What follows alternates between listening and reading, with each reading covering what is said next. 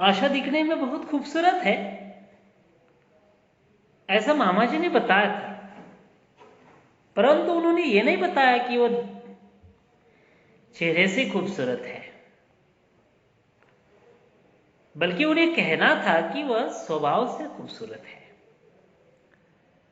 और पुराने जमाने में बुजुर्गों के ऊपर विश्वास करके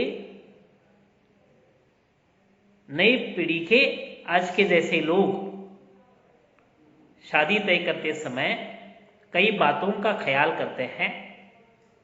आज के ज़माने में तो पहले व्हाट्सएप, फेसबुक या अलग अलग जो मीडिया के तरीके हैं उस पर फोटो भिजवाना, तस्वीर भिजवाना लड़की की या लड़के की, उसका जीवन परिचय एक दूसरे को भेजना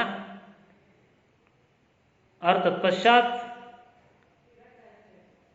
जो सारा जीवन परिचय में लिखा है वह सारी बातें एक दूसरे में मेल खाने के बगैर लड़का या लड़की देखने का कार्यक्रम नहीं हो रहा है। परंतु पुराने ज़माने में ये नहीं था।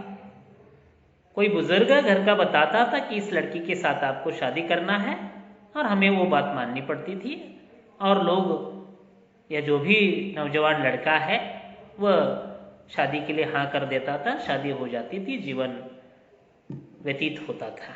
परंतु आज ज़माना बदल गया। प्रेमचंद इस कहानी में आज के ज़माने की और प्राचीन पुराने ज़माने की भी थोड़ी सी तुलना जरूर करना चाहते हैं छात्रों, कि विपिन बाबू का जो जीवन जीने का तरीका है, विपिन बाबू के सोच जो है वो सोच आज के नवयुवकों की सोच जरूर होगी। आशा की जो सोच है, आशा का जो बर्ताव है इस कहानी में, वो भारतीय संस्कृति में स्त्री की पहचान है। हम पूरे विश्व में ऐसा ढिंडोरा पीटते हैं कि भारतीय संस्कृति विश्व में महान है। क्यों महान है? उसकी महानता किस पर निर्भर करती है? तो मुझे लगता है सबसे पहली बात भारतीय स्त्री पर वो महानता निर्भर करती है, क्योंकि आज भी भारतीय स्त्री जो है वह, अगर हमने देखा तो कई मायने में पुराने रीति रिवाजों को लेकर आज भी भारतीय स्त्री अपना जीवन यापन कर रही है। थोड़ा सा परिवर्तन विज्ञान और तंत्रज्ञान को लेकर जरूर आया है, वो भी हम मानते हैं। परंतु स्त्री और पुरुष ये शीर्षक इस कहानी को क्यों दिया? तो मुझे लगता है कि प्रेमचंद इस कहानी में पुरुष सत्ता का मानसिकता का भी कुछ चित्रण जरूर करना चाहते हैं और स्त्री वर्ग की मानसिकता का भी चित्रण इस कहानी के जरिए जरूर करना चाहते हैं। पुरुष आज भी अपनी सोच बदलने के लिए तैयार नहीं है, परंतु स्त्री समय समय पर अपने आप को बदल लेती है, मोड़ लेती है। अपने जीवन जीने के तरीके वो बदल लेती है। आज भी कई मायनों में स्त्री अपने आप में सहनशील है, जितना पुरुष वर्ग मुझे लगता है सहनशील स्त्री के तुलना में जरूर नहीं है। ये इस कहानी में प्रेमचंद बताना चाहते हैं। विपिन बाबू का जो जीवन जीने का तरीका है, जब उन्होंने आशा के साथ शादी की और आशा जी का चेहरा देखा, तब से वह आशा से बात नहीं कर रहा है, क्योंकि जो कल्पना उन्होंने अपनी पत्नी की थी खूबसूरती को लेकर, उस प्रकार की पत्नी उन्हें नहीं मिली है। यही एक वजह है जिसके कारण विपिन अपनी पत्नी से कई दिन बात नहीं कर रहा है। परंतु आशा उससे उल्टा अपना जीवन यापन करती है।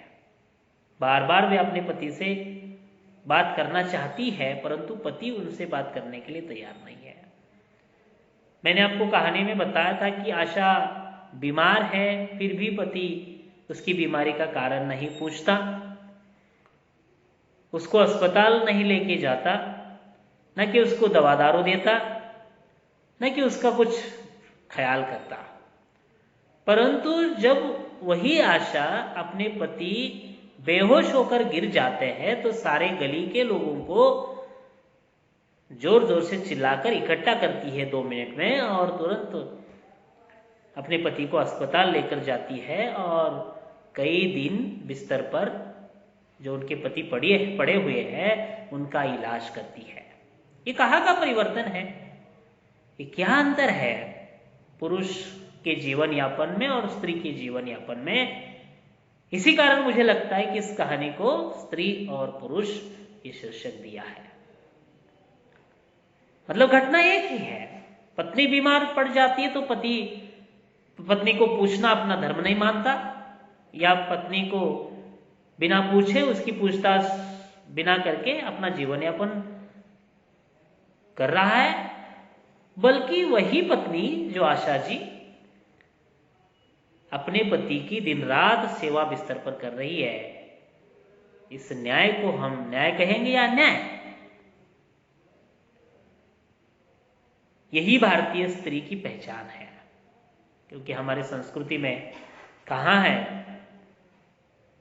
हमने वट सावित्री का सन भी मनाते हैं हम, युगों युगों से यही पति हमें चाहिए, ऐसी स्त्री कामना करती है।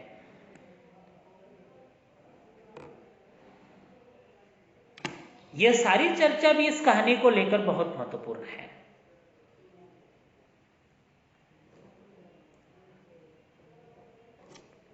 परंतु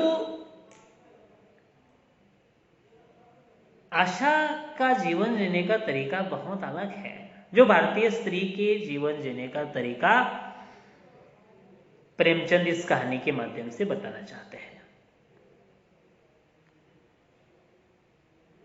आशा कभी ये नहीं सोचती कि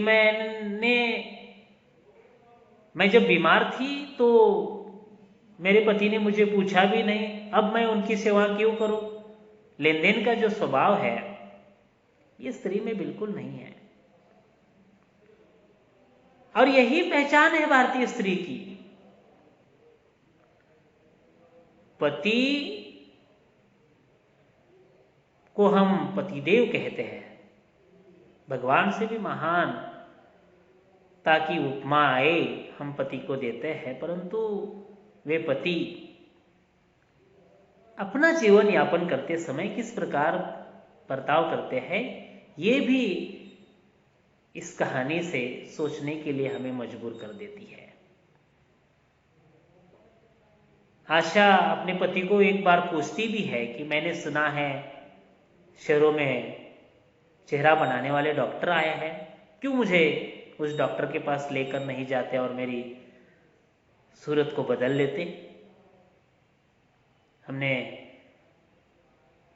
हिंदी में गाना सुना है, चेहरा क्या देखती हो दिल में उतर कर देखो ना।